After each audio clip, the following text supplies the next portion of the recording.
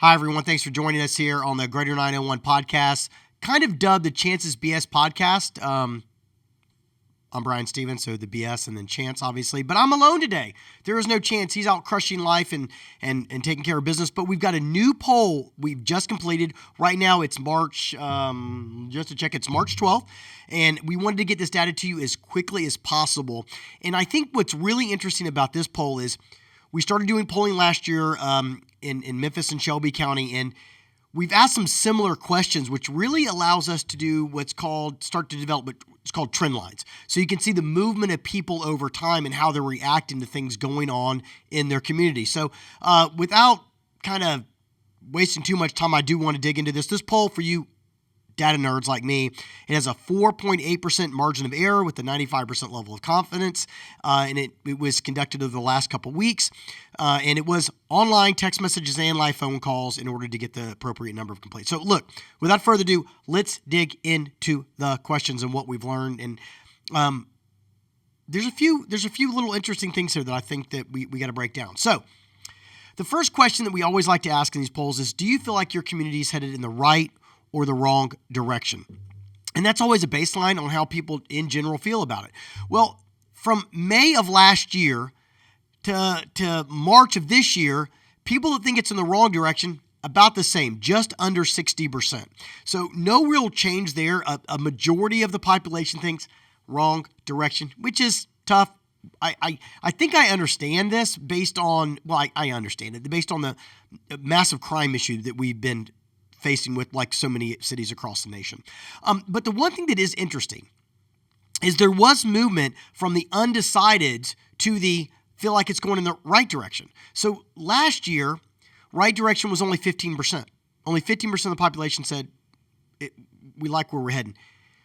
Now 25% say it's heading in the right direction. So that's a 15% uptick, which is way outside the margin of error.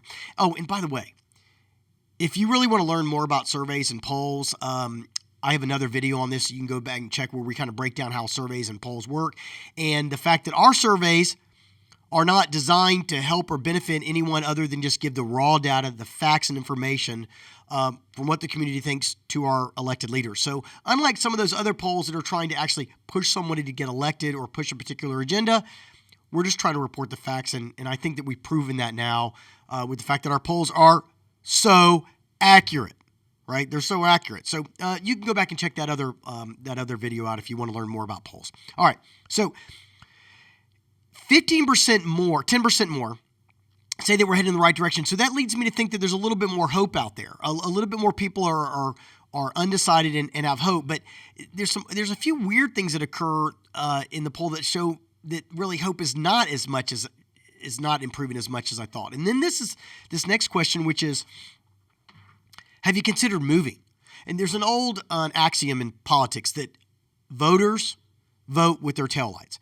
If they're really that miserable in a community, they leave and they go find, a greener pasture somewhere else. And there has been some movement here, but not in the right direction as far as our community goes. 10% more people now are strongly considering moving than May of last year. So this number is increased from 22% considered moving to almost 31% have considered moving. So more people are considering moving. But the other thing that occurred is that those that said last year, they said we would never consider moving, have not considered moving. It was at 35%. Now it's at 30%. So people that have said I would never consider moving has started to drop. That means more of them are considering moving too. So across the line, you're getting 5 to 10% more people that are considering moving out of the Mid-South. And I think that's a really sad number. It's kind of a scary number, but I think that people are looking for places that provide more safety for their families and where they can pump their gas without fear of being carjacked and things like that. So I'm giving you a little bit of flavor beyond just the raw data, especially having done polling now in the Mid-South for 15, 18 years now, and we're starting to see these trends, and the trends of people moving has been slightly increasing over the years. There's always a group of people that are thinking about moving, maybe just for jobs or they just don't enjoy it here. But that number's on the uptick for sure over the last few years. All right. So next thing we want to know is approval questions. Right now, there's certainly some major issues going on with the with C.J. Davis, who is the City of Memphis police chief, where Mayor Paul Young is working to keep her in that position, and City Council is very resistant to that as a body. And so right now, she's the interim, and the question is she going to stay in this role? And what do the people think? What do the people want? Well, 47% of the people approve of her job rating, which means a little over 50% don't approve. Well, we have to have some context for that, right? Because it's very rare in any community to have very, very strong favorability ratings.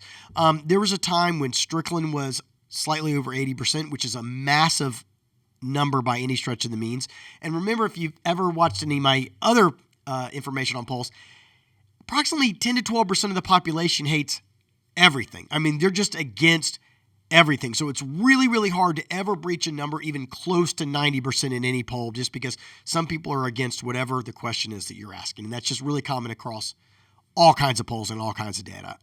So 47%, is that good or bad? Well, let's compare it, because we also asked the question on whether or not you support the police force in general. And we got on them 51% approval. So it's within the margin of error. They're statistically speaking about the same. People do not approve of the job, that slightly approve of the job of the Memphis Police Department, and slightly disapprove of the job of the police chief. Now, this does not mean that they don't approve of the police. And I think I need to characterize the big difference of that. I mean, it was interesting growing up. I was trained by Vietnam soldiers that were in Vietnam. When they came back, people didn't support the war or support the soldiers. When I came back from Desert Storm, people didn't necessarily support the war, but they supported soldiers. So this does not mean that people in this community do not support the police. It simply means they don't approve of the job that they're doing, at least by a factor of 50-50. They approve and disapprove of it. So it seemed like we got a lot of work to do there. But we also asked about the district attorney. Because we wanted to continue to create a baseline. We hadn't asked about the attorney or C.J. Davis's job approval in the past. So this is kind of our first initial asking of that question. In the future, we'll see if they're going up or they're going down based on their actions, right? And that's what's really important in these polls, is to see change over time based on how they're actually taking care or not taking care of their constituents. So the DA's job approval, 45% in general, approve and strongly approve. You kind of lump those two numbers together, right? So you get 45% approval, and then you ask about the city council. The city council as a body, this does not mean that individual members of the council would be higher or lower. But in general, 47% approve of the job of the council. So you see everybody's kind of right there in that 50-50 window right now. So nothing overly extreme until we get to the new mayor. And Mayor Paul Young right now is at a remarkable 59% approval rating.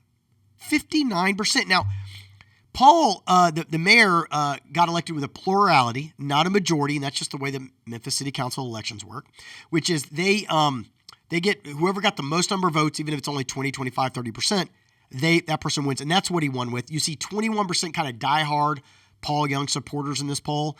They're strongly approve, but another 48%, 49% somewhat approve, and you only get 11% strongly disapprove.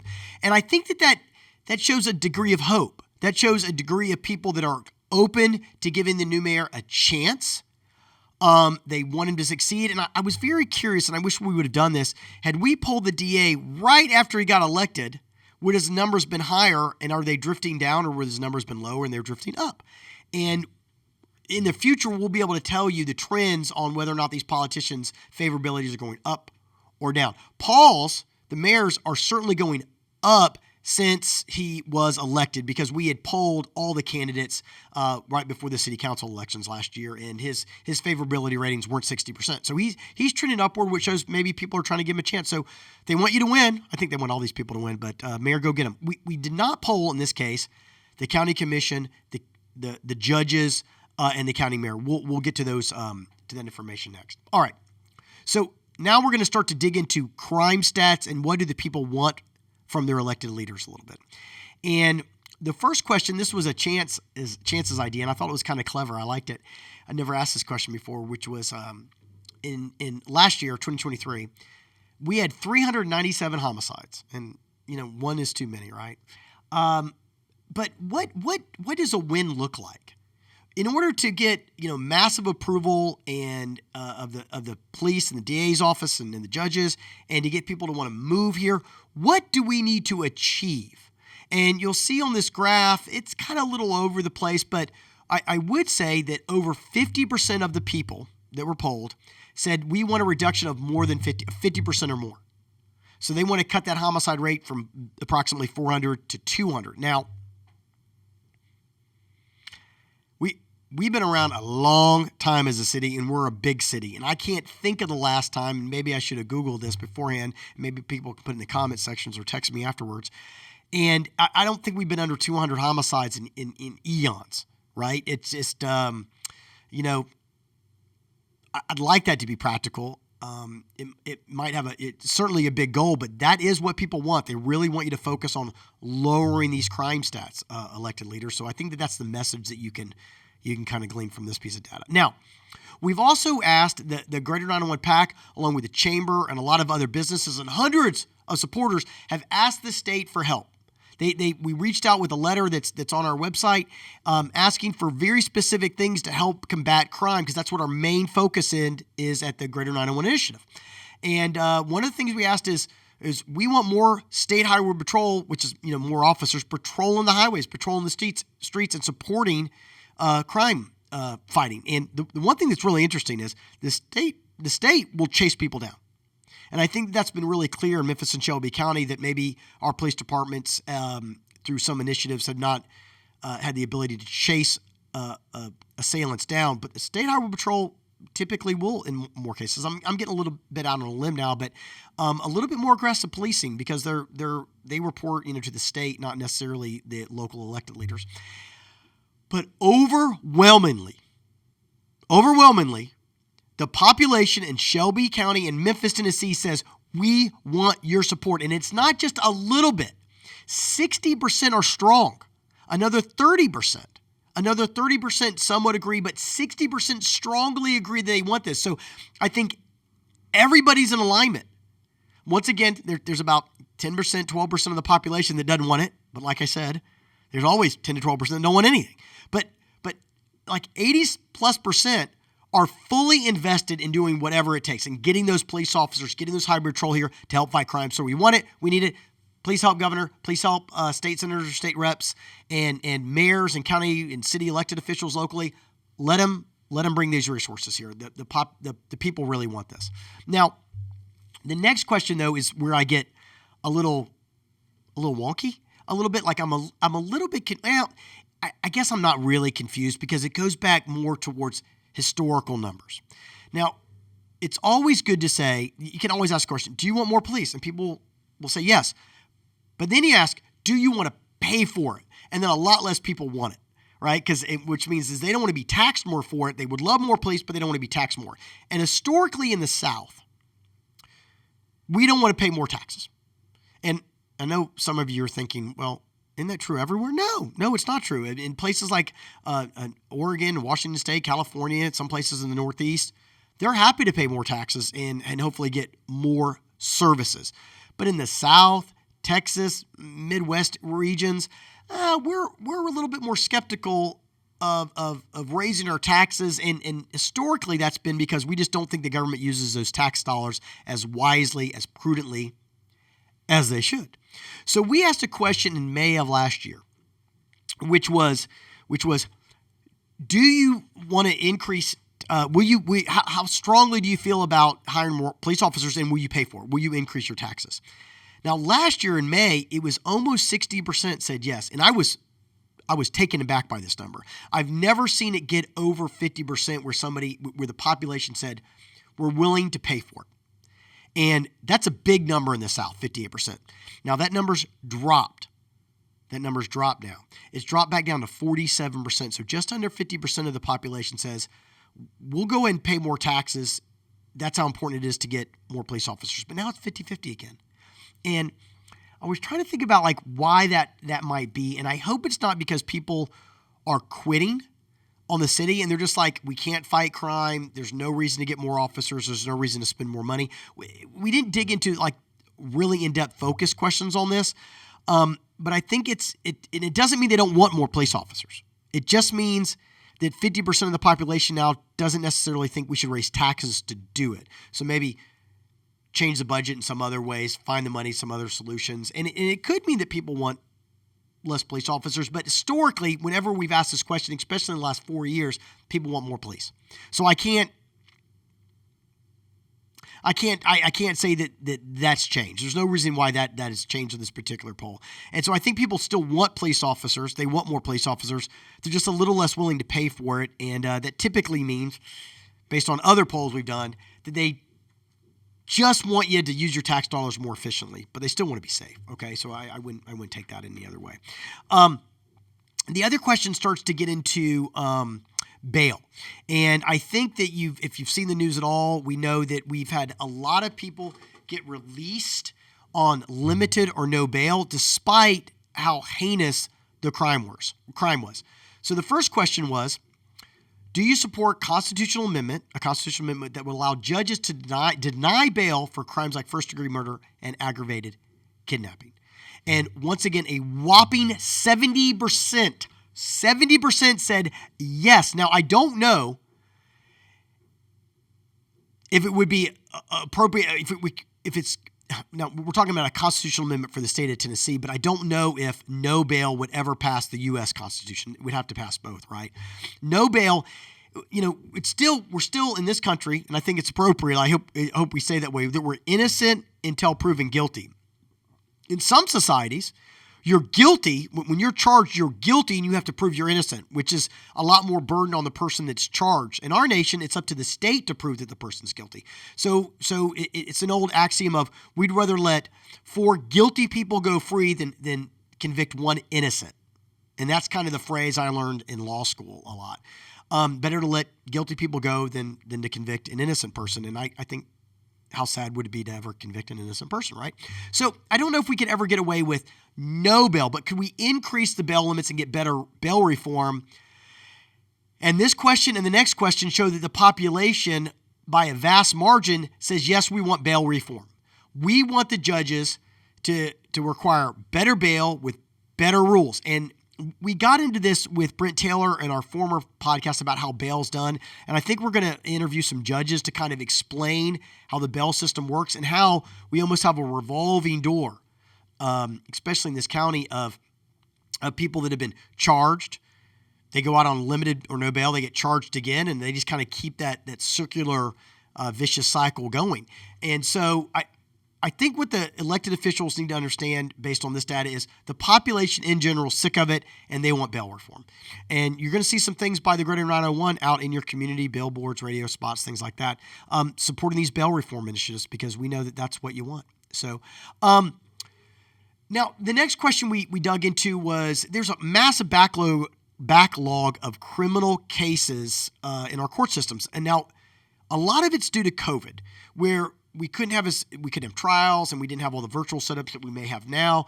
And so there's a backlog of criminal trials that we're still trying to get rid of. But there's been a lot of rhetoric, a lot of talk that our courts are not running fast enough dockets. So they're not getting rid of the backlog as fast as what a lot of people think they should, because they're not working enough hours in a day and they're not really conducting speedy trials, so to speak. So we wanted to ask, who did you think was responsible for that? Is it the judges? Is it the DA? Is it the public defenders, the police, the district attorney, whatever? By and large, people don't care. They don't care who's responsible. They're saying, look, 68% say you're all responsible. You all work together and fix it. And people want it fixed. They want the old crimes to be settled. They want people convicted or let go, or if they're innocent. And we need to get this backlog under control, and we need to put more resources to it, more energy, more time, and you're all equally responsible. So work it out. I think that's the best way to characterize that.